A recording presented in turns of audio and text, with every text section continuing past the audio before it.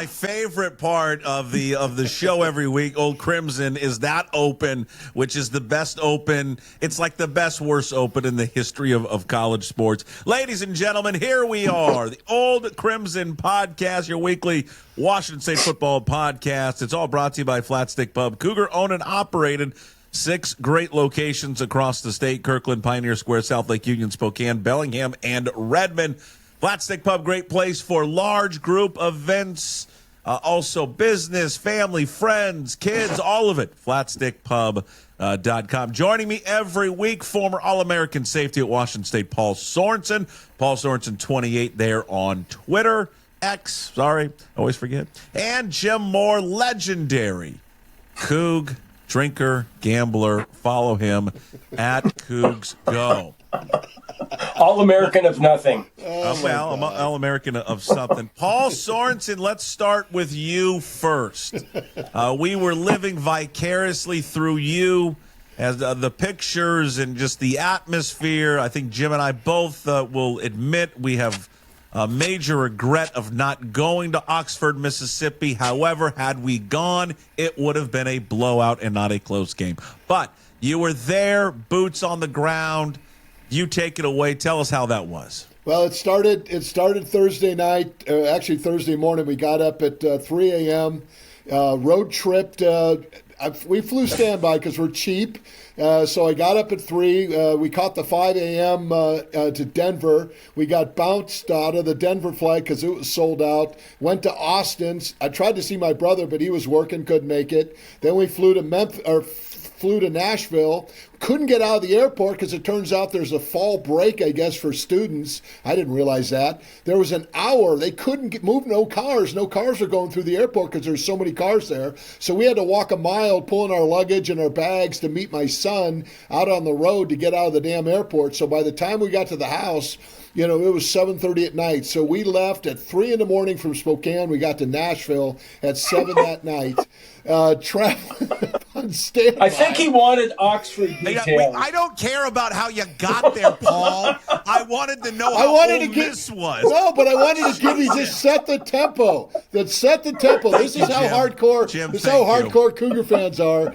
We were flying all over the place to get to the freaking place, and we had a 4-hour drive from there to go to Oxford. Got there Friday night. What happened with your brother in Austin? Why couldn't that work out? Stop. Don't encourage it, Jim. Just get to Ole Miss. So we got to Ole Miss. Ole Miss was great. We got there. We started partying. We ran into everybody. All the freaking Ole Miss guys thought we were a bunch of dweebs, for coming down. But they had LSU 2 weeks earlier, who they hate. And so they thought we were going to be, hateful people too. And they were calling us, hey, body bag guy. We're going, hey, no, we're 31.5 point slaps. And how come we didn't get $1 million like you paid Wake Forest, or too much of a bunch of pussies to come and play you guys? Well, we're showing up for $400,000. We'll step up and play anybody anywhere. And then the guy goes, well, why don't you guys come and hang out with us at the tailgate? Everybody invited us to their freaking tailgate party. I mean, it was unbelievable. They were the nicest people, the coolest people, the greatest 13 acres, the greatest setup, $1,500 per tent per game. There's 75,000 people at this setup. They only seat 62,000 in the stadium, so what are the other 13,000 doing? I guess they just wander around town. But it was awesome. They're Cougars in the SEC. Best tailgate other than the Rose Bowl game in 1998 that I've ever been to, period. There you go. Game, that was just kind of the cherry on the top of the tailgating both before and after the game. Great experience. And Jim, if you followed social media afterwards, I mean, it's just the outpouring of like praise from some of these fans, Ole Miss fans, just saying, yeah, this was great. This was the best turnout we've ever had in our stadium. I mean, they're estimating there were 6,000 Cougars there for that game. At least that's what the president said. There was a lot of cool scenes. Ole Miss saying, Jim, that I've never seen someone's opposing fans stick around to congratulate their team walking off the field. And I know you're like me. I was thinking, God, I really dropped the ball not going down there. Oh, yeah, I thought about that a lot, Puck. I after seeing everything, all the pictures on social media of what was going on at the Grove, how the game played out, and just seeing all the Cougar fans on TV and wishing I was in whatever sections they were in and joining them. And boy, the whole thing, except for the way it worked out at the end. If we could have pulled that off, I just sat there the whole time thinking, damn, I mean, we're showing up for our team on the road. And if we were to win that game, it'd be like, hey, man, you kicked us to the curb, and look what we just did to the number 4 ranked team in the country from the big bad SEC. What in the hell were you thinking kicking us to the curb? So fuck you. That's what I was thinking, honestly. Good boy. I mean, I thought that would be the biggest middle finger ever if we had been able to pull that thing out. And we were right there. We had a shot at it. And Paul and Jim, you can follow up with this because I think you would agree. Paul, you watched that game and you didn't know who the two teams were. Washington State outplayed them. They did? Hold on, Paul. Let me just finish. They outplayed them all game long. I mean, outplayed them. The stats weren't crazy. They weren't a crazy difference in stats. To me, there was a size advantage, but I didn't think there was a physicality advantage. At least it didn't show up during the game. Now, they played 10 times, and Ole Miss probably wins 9 out of 10 times. But that's the beauty of sports. We all know that. It just takes one time in 4 quarters. But for that day, this is my point. I'm not saying Wazoo's a better team. I'm just saying on that day, Paul, they were the better football team. Let's just go to the first possession for Ole Miss, okay?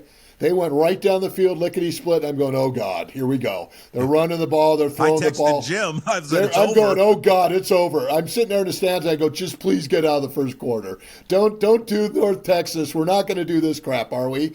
Then all of a sudden they throw a pass incomplete. And it was ugly. I went, that's a bad pass. Then they try to throw another one. I go, this guy couldn't hit the ocean from the pier. I know right where the ball's going. Then all of a sudden it's fourth down, and they just earhole the freaking wide receiver. The ball hits the guy in the row 17B in the end zone, and then all of a sudden they get a stop on the 3-yard line. Cougs get a first down. They end up punting. Ole Miss gets the ball back. They get a stop. Cougs get the ball, go down the field. They're up 7-0. I'm going, we got a ball game, guys. Then it changed. It flipped the script. It became a football game, and you could see Washington State basically turn the momentum around, and from that point on, it was on. Okay, so you could see the momentum completely shift in the hands of Washington State. An interesting comment came out in the postgame. They were talking to Isaac Terrell, great kid. He basically had 4 tackle for losses, 2 sacks. He broke up a pass. He's going to get a $600,000 bag next year from Ole Miss, unfortunately, because he was the best player on the defensive line for both teams. And that's the problem when you have guys that are coming out. These guys are going to cherry pick our good guys. We'll talk about that later. But basically, he said that the Ole Miss guys were running up tempo, but their offensive line was out of gas in the third quarter. The Fatties couldn't keep up. So that's the thing, is they wore down Ole Miss in their own stadium. So it was crazy. No, at halftime, though, I was thinking, we were down by, 3 at halftime? Yeah. And I thought, well, surely the Kiffin's going to get in these guys' faces in the locker room, and they're going to come out, and we're going to end up losing by 20. And that didn't even happen. I mean, we just kept hanging around, taking the lead, even the Vorhees run that put us in front. It was insane what was going on. I mean, my wife, she's a Duck fan. She's like going, God, the Cougs. She goes, Jim, they might actually win this game. I was like, I was on my feet in front of the TV, like I was going to have some sort of impact on third down when the Ole Miss had a third down play. And I got to admit something, though. I lied, and I feel bad about it. Because I said if we stopped them, after we got within 3 at the end on the Freeman touchdown, if we got to stop, I would go to church on Sunday. I got to confess, I did not go to church. Jesus, I apologize. God, I apologize. I apologize to every Christian everywhere. I didn't go Sunday, but damn it. We gave it hell, though, didn't we? Jim, don't feel bad. Don't feel bad. I said I was going to storm the field if we took the lead, steal the football, throw it up in the stands that Doug Wells sent, and then have him post my bail for getting on the field illegally, and I did because we were up 7-0, so I lied too. And I didn't go to church. Doug Wells was there, too. Wells sent Husby. There were a ton of ex-Coug players there. That's who we stayed with. We found a place. We didn't have to drive back to Jackson that night on Friday. I had a 2-hour drive, but we ended up mooching off a couple of guys in Oxford to stay there, or we were driving. So we couldn't find a place to stay, but then we found a place to stay. So it was fun. I think what I liked, Jim, what I liked, though, after the game, this is what I just, and we'll get to it, it plays into what Jimmy Rogers has done this year, was after the game, and he got up there and he goes, hey, I'm proud of the guys. I'm proud of how they played. listen, we gave it, we couldn't ask for any more out of the effort level.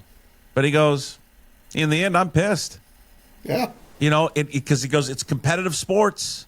There's a winner, there's a loser. There are no moral victories. God, when I heard that, I absolutely love that, because we've got this complex over at that school, that fan base, where it's like, and that, it was great. We hung with them and it was great. And it was, we almost pulled off the upset and all that. And it was a great effort.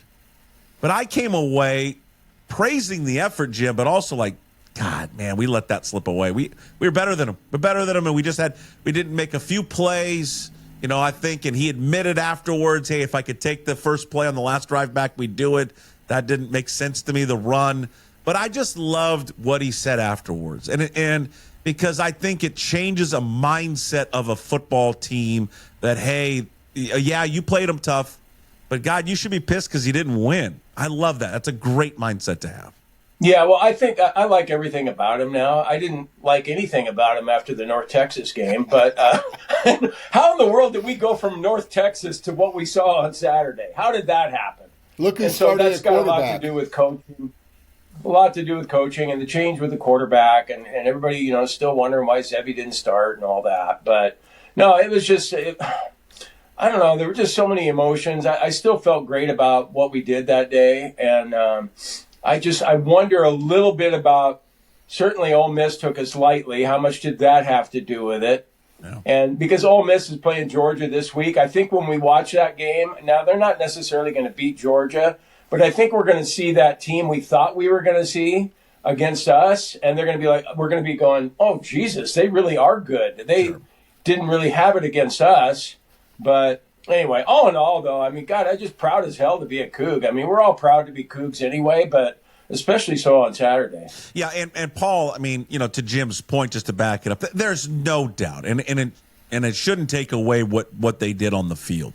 There's no doubt that Ole Miss was overlooking them. There's no doubt that Ole Miss was looking ahead to the Georgia game and to Oklahoma game. Hell, I was thinking about this. They probably, during the week of Wazoo, were game planning for Georgia. They probably were installing things in for Georgia. So they just I could see their mindset going into the Wazoo game. Let's run our base stuff. We'll be fine. We'll walk out of here with the win. And then you saw... Yeah, no injuries. Yeah, no injury. Then you saw Kiffin's kind of demeanor on the sideline. He's like, oh, shit. We didn't take him serious, and this is going to bite us in the ass. And probably a wake-up call for Lane Kiffin that you have to pay respect to every opponent every single week. Here's where I would say, Paul, this week that scares me a little bit. Virginia's going to see that and go, all right, we're not screwing around. We're not going to take these guys lightly. For me this week, again, it's not that they've got to go out and win the game because they're traveling to the number 18th team in the country.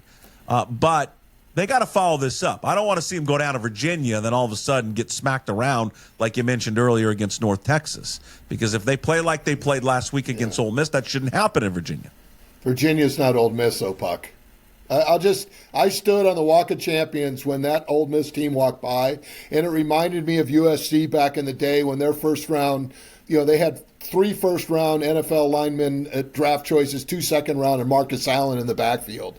They walked by that 6'8". I saw the 6'8", 365-pound guy, and Jim, he would have squished you like a grape. He was massive. He had a Flavor Flav platinum frickin' diamond thing on his chest that was probably worth $250,000. It was worth more than my house. Awesome. And he was wearing it on his head, on his chest, man. It was unbelievable. He walked by, he blocked out the sun, and I threw fruit at him. If I'd had a fan, I would have followed him all the way down the path. And all of those guys walked by, and they were just massive people. So, to get back to your comment, you're exactly right, Puck. Awesome observation on that. Virginia's not going to take, they're going to see the film and go, okay, these guys can play. So if you take them lightly, you're going to be in a ball game. So they're going to come out, but they're a different team. They're going to run the ball. They're going to smack you in the face, in terms of play action. They're not as dynamic, up front as Ole Miss is in terms of the NFL guys up front, but they got 2 really good running backs. They got a quarterback that can sit back there and throw the ball better than Ole Miss's quarterback. He's a better runner, Ole Miss's guy, than the Virginia guy, but the Virginia guy's a better passer than the Ole Miss guy. So the Cougs have got to get healthy. They're going to be leg weary. It's a bitch to travel back east 2 weeks in a row, so they're going to have some issues on that front. But who cares, man? This is Ringling Brother and Barnum and Bailey, the banana hammock guys or whatever those guys are that travel around the country and play baseball. That's what we are. Hammock is something different, Paul. Okay, whatever those guys are, the fruit team that dresses up in Savannah yellow. Bananas. That's it. Yeah, those guys. Yeah, that's what we are. A banana hammock is like what a male I know, wears on the beach. It's what Gardner Minshew was doing when he would stretch in the locker room. That's what he had on. Yeah. Hey, Jim Moore, tell me this, because this was a topic that came out this week, and Jimmy Rogers addressed it. He was asked about Kirby Vorhees. What is he the starter? Why doesn't he play more? And he goes, hey, I look at him as the starter, even though he doesn't start the game, because he gets starter reps and starter minutes. Okay, that's fine. But listen, you look at the stats right now, Jim. He's got 48 carries on the season. Angel Johnson's got 47. This is the one thing I'm a little frustrated with, is this continuing to somehow plug Angel Johnson into this offense. 47 carries, 94 yards. I mean, he's just, whatever reason, I don't know what it is, Jim. It's just not working out. This needs to be the Vorhees Pugliese show, and Angel Johnson, to me, hasn't earned the right to get on the field. No, I agreed. Everybody who's watching Cougar football would agree with you on that, I think. I think with Angel Johnson, you see a guy that can hit a home run every once in a while. He hasn't hit a home run, but he looks like he's got the moves where he could maybe break one at some point. Sure. But that just hasn't happened. He's averaging 2 yards a carry. And Vorhees is averaging 5 yards a carry. Yeah. And we saw that Vorhees, it's not like Vorhees can't hit home runs. He hit one against Ole Miss. So, yeah, it's a hard one to understand, just like the quarterback situation earlier this year. But it seems to me that he's understanding that Vorhees should get more of the carries, and maybe we'll start seeing that against Virginia. I've just got one more thing on Ole Miss that has nothing to do with the running back situation. Would that have been our greatest win ever if we had pulled it off? And I know we've had some great wins. We've had a lot of losses, but we've had some great wins too. And I'm thinking that might have been number one of all. And I'm trying to think what the current number one is of greatest wins of all time. Because we were 32-point underdogs in that game. And I can't remember a game when we were 32-point underdogs and we won before. Paul? I would personally go with the UCLA game in '88 in Pasadena when Troy Aikman and company there on national TV. But even you, Paul, said that we were 16th ranked going into that game, and we were 17-point underdogs in that game. Well, let's see. We Colorado was no, we beat those guys. Well, no, you know what? I can't remember. I think it's the greatest non-conference win, but I would still trump. I would say 97 to get to the Apple Cup for the first time in after 67 years. Yeah, the greatest I would say win. that's But I think it would have been the best. It probably would have been the best non-conference win. And I think, and then, everything, Jim, surrounding college football, right? Where it's at. Well, Sure. Yeah, you factor that in. Yeah. The middle finger thing, to the rest of the college football world. Like, hey, man, we're in the middle of nowhere, but we're still here, okay? Absolutely. We're still relevant. Let's go to you touched on a little bit. You're like, hey, I didn't like him after North Texas, but I like him after this game. He's through 6 games. Jim Moore, give me a 6-game evaluation of Jimmy Rogers. Well, I love him now. I wasn't so sure when he came out with that first depth chart where everybody was an or and an or and an or. We didn't know who he was, like being, boy, Jimmy, you're being real sly, and boy, way to go. I think he's, this is a new deal for him. I know he's been a head coach before, but this is a new level for him, and I think I really like the accountability that he's showing. Yeah. These things after the game. Mm-hmm. And it sounds like from when you hear player interviews, they all they're being encouraged. I love that in a coach. I want to piggyback on that one because, Paul, this is probably a different, style of coaching when you were coming up. But I want to take a small little thing next time you watch a game. Watch how their coaches talk to their players coming off the field. There was a moment when Freeman dropped that really important, I think it was Freeman, It was a third down pass, dropped it over the middle. Comes off the field. There was no yelling and screaming. And again, I'm not, well, this is the softening of America and all that. Whatever. Listen, guys coach like that all the time. They've always coached like that. But I just think there's a different mentality. I like the way they coach and the way that they teach their kids, Paul. Well, and the other thing, too, you look at, basically how they performing. Washington State's 100% on touchdowns in the red zone. They're 6th in the country. They have 11 touchdowns. Memphis is first with 22. That's production. They don't get to the red zone a lot, but when they do, they score touchdowns. And that's a sign of a team that's getting a lot of production, okay? Look what they've done when they've won games. They've kept teams under their scoring average. Look what Mississippi was in terms of their scoring. They were able to kind of run up and down the field. They kept them 24 points at home, which was really good and gave Washington State a chance to win. Unfortunately, one of the things that has hurt Washington State this year is missed tackles. They're at 102, which is the second worst in the country, and that's still just bad. But that's because they're a little undersized and they're not quite as physical, as the teams that they're playing. And that's what happens when you lose 77 guys and have to flip a roster. And you're going to see a lot of teams. Look what happened to Oregon State losing their coach. They have a 30-day period now where those kids can transfer out. They're going to go through the same crap that Washington State did last year, where they're going to have to flip their roster now. But I like what Jimmy's doing. I think he's in this thing for the right reasons. I think he's going to build a team that can win. They're going to build it, and try to build culture. They're going to lose their top guys because that's what happens to teams like us, but he's going to also try to build culture to make it harder for teams to come in and steal our dudes. So, all right, Paul, I'll ask you the same question, Jim. Paul, they got 6 games remaining in the season. Where do they find the next 3 or next 4? Well, it's 6 to become bowl eligible, right?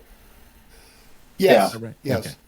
So they've got a chance to get to obviously become bowl eligible, but 7 wins, 8 wins out there. Final 6. Where do you see these wins coming from as we look ahead? Well, I think it's tough to win the games back east, just because of the travel, on the road, and you also saw the SEC officiating anytime you have to go in an opponent, area. And we just saw like the spots. There was a third down play where the Coug had gone 2 yards past the marker, got tackled. They brought it back a yard short. I mean, it was such a bogus deal. If my voice would have been worth a doodle, that you would have heard a couple F-bombs emanating from the S stands 55 rows up. It was such an egregious spot. But that you're going to get that. You have to overcome that. I'll just give you a quick example. We had a fumble recovery I had at Tennessee in 1980. I had the ball on the bottom of the pile, and I could hear the old SEC umpire going, "That's our ball. That's UT ball going this way." That's part of the deal. That's part of traveling. So it's going to be tough to win those East Coast trips. I think you've got a great chance, with the Oregon State teams in your home games. There's 4 wins out there for Washington State. This is a 7-5 team, in my opinion, and they might be able to steal one on the road, but it's going to take that kind of effort that they had on Saturday to do it. Jim, you see how many more wins you see out of 6, the final 6 of the season? Well, 3 or 4, I think. You look at Toledo and Louisiana Tech at Martin Stadium. Maybe they win at James Madison. You'd like to think they would win at James Madison. Oregon State, those look like surefire winners until they fired their coach. I have so much respect for Rob Akey taking over as the interim guy down there that I don't think those games are going to be as easy as they would have been if Trent Bray was still the coach. And the Virginia game, I'm really concerned about that one because Paul talked about the travel, going back and forth, back to back. Virginia's coming off a bye. We got Virginia's attention by the way we played at Ole Miss, so there isn't going to be that overlooking factor. And I'm going to take the 18.5, but I don't really like our chances to win this game at all. All right, they got Virginia coming up this weekend, 5-1. We mentioned this before, ranked 18th in the country. Every game they got very explosive offense. They've scored 30 or more points, including putting up 48 on Stanford, 46 on Florida State. Coming off a bye, they beat Louisville in overtime. We talked about Chandler Morris. He's the poster child for player movement. Started at Oklahoma, transferred to TCU, played there for 3 years, spent last season at North Texas before transferring to Virginia. 70% of his passes completing over 1,400 yards, 11 TDs, 4 picks, and he can run. $176 on the ground, averaging 6.1 yards for rushing touchdowns. All right, we will talk next week. Another edition of Old Crimson. See if the Cougs can show up there in Virginia. We'll see what kind of the turnout is. I'm going to be excited to see how many Cougar fans decided to double dip, stay back there, and go check the Virginia game out. Paul Sorensen, a former All-American safety at Washington State. Follow him at Paul Sorensen 28 there on X. And Jim Moore, the go-to guy. Follow him at Cougs Go. Thank you, boys. We'll talk to you next week. Thanks, Puck. Okay, Puck. Go Cougs. Go Cougs.